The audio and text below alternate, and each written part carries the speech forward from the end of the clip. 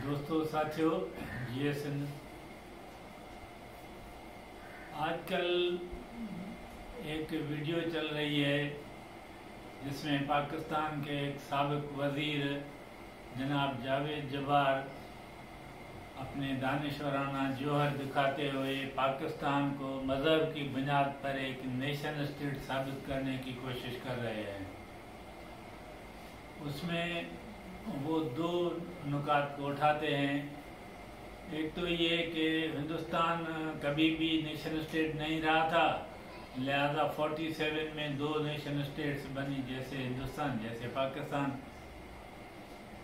और दूसरी ये कि मज़हब भी एक नेशन स्टेट की बुनियाद बन सकता है। अब हिंदुस्तान की क्या हालत रही है तारीख में, ये मेरा मौजू नहीं है, इस पर मैं ज़्यादा नहीं जाऊंगा। वो कह रहे हैं कि हिंदुस्तान एक इलाका था, रीजन था। तो सिर्फ मैं